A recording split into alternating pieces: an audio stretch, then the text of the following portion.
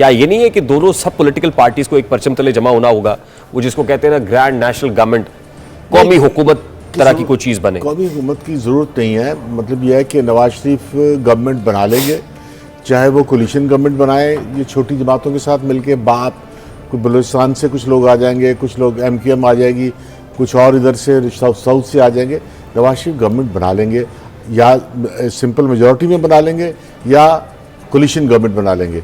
तो वो बिल्कुल छोटी जमातों के साथ, not with Peoples Party, not with Peoples Party. और अगर इस तरह की कोलिशन गवर्नमेंट होगी, और ये भी हो सकता है कि ये जो PTI के आज़ाद कैंडिडेट हैं, अगर ये बड़ी तादाद में जीत गए तो फिर नवाज शरीफ गवर्नमेंट नहीं बना पाएंगे, फिर ये पीपल्स पार्टी गवर्नमेंट बनाएगी। और पीपल्स पार्टी के गवर्नमेंट बनाने के भी इम्कानात मौजूद हैं। कितने?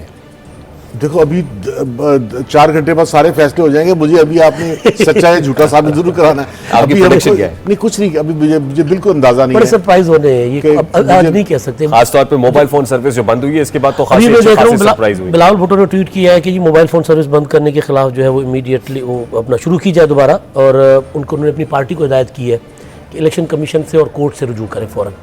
अच्छा, ये बड़ी रिजल्ट आ रही है। फिर आपको ये भी पता होना चाहिए ना कि बिलावल साहब ने तो एक स्टेटमेंट ये भी दिया है कि अगर मैं वोट पे पहरेदारी दूंगा और मैं उस तरह की पहरेदारी नहीं दूंगा जैसी PTI ने दी थी, तो मैं पीछा करूंगा।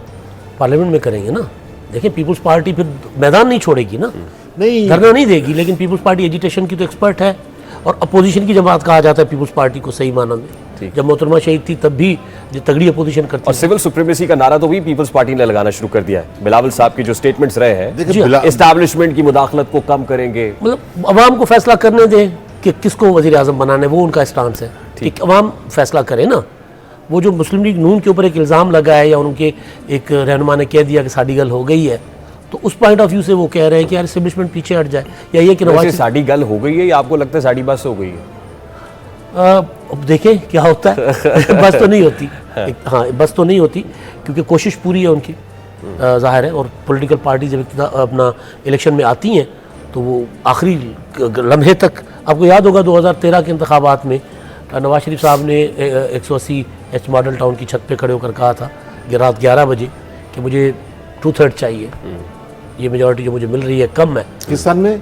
ये 2013 में 2/3 तो नहीं, खैर फिर सिंपल मेजॉरिटी आ गई। हाँ, जिसमें उन्होंने कहा था कि मुझे इतनी मेजॉरिटी चाहिए कि मैं आइन में तरामीम कर सकूं और अपनी मर्जी के फैसले कर सकूं, तो जिसको फिर इमरान खान साहब ने कह दिया था कि जी उसके बाद रिजल्ट तब्दील होना शुरू हुए थे। अच्छा सर, हमें थोड़ा सा अपने व्यूवर को ये भी क्लियर करना चाहिए कि जितनी पॉलिटिकल पार्टीज नारे लगाती है ना 2/3 मेजॉरिटी की, 2/3 अक्सरियत, तो 2/3 अक्सरियत practically at this point in time possible नहीं है। 2/3 अक्सरियत पाकिस्तान की सियासत में सिर्फ एक बार आई है, एंड दैट इज 97, जिस वक्त मियां नवाज शरीफ साहब ने हुकूमत बनाई, और उस वक्त उन्होंने पंजाब से ऑलमोस्ट क्लीन स्वीप किया।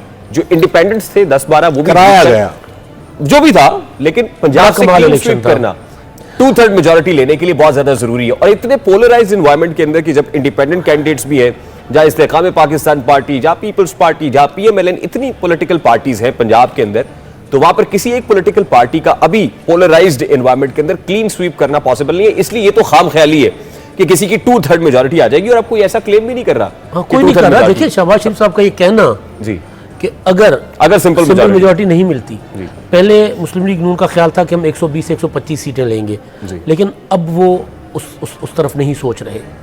इवन जो कल उमर चीमा साहब की रिपोर्ट भी आई है कि गवर्नमेंट के इदारों ने असेसमेंट की है, जो उसके तहत 115 से 125 सीटें अब वो गवर्नमेंट के इदारे असेस कर रहे हैं।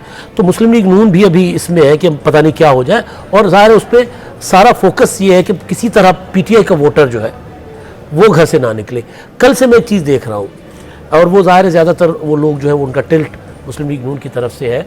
एक फैब्रिकेटेड अपना ऑडियो मैसेज है इमरान खान का कि बाइकआउट कर दिया मैंने, जी, और एक राजा बिशारत का, और वो जो अपना डार साहिबा हैं रेहाना इम्तियाज डार, जी सियालकोट से, और फिर इस तरह के ट्वीट्स भी हो रहे हैं। तो कोशिश ये की जा रही है कि डिस्करेज किया जाए PTI के वोटर को, और जाहिर है जितना कम PTI का वोटर निकलेगा उतना ज्यादा फायदा मुस्लिम लीग नून को होगा। तो मुस्लिम लीग नून इस पर इस वक्त इंसार किए हुए है कि PTI का वोटर अगर नहीं निकलेगा तो फिर तो पंजाब का मैदान खाली है ना, फिर नवाज शरीफ साहब फिर सिंपल मेजॉरिटी आराम से ले लेंगे। लेकिन अगर वो निकलता है, कोई 35-40% वोटर पीटीआई का निकल पड़ता है, तो फिर जाहिर है बड़ी मुश्किल डाल देगा। देखिए, दो ही तरीके होते हैं, या तो अपनी परफॉर्मेंस को आप बेहतर कर लें, अपनी जो लकीर है उसको खींच के बड़ा कर लें, या फिर ये कि दूसरे की परफॉर्मेंस को मार्जिनलाइज करें, डिमिनिश करें, उसको तंग करें, नैरो करें। और अभी कोशिश यही हो रही है किसी तरह ये तासुर दिया जाए कि पीटीआई ने बायकॉट कर दिया। रात भर से, जैसे सुब्रो साहब कह रहे हैं, ये हो रहा था, और उसके बाद काउंटर स्ट्रैटेजी पीटीआई की भी सामने आ गई।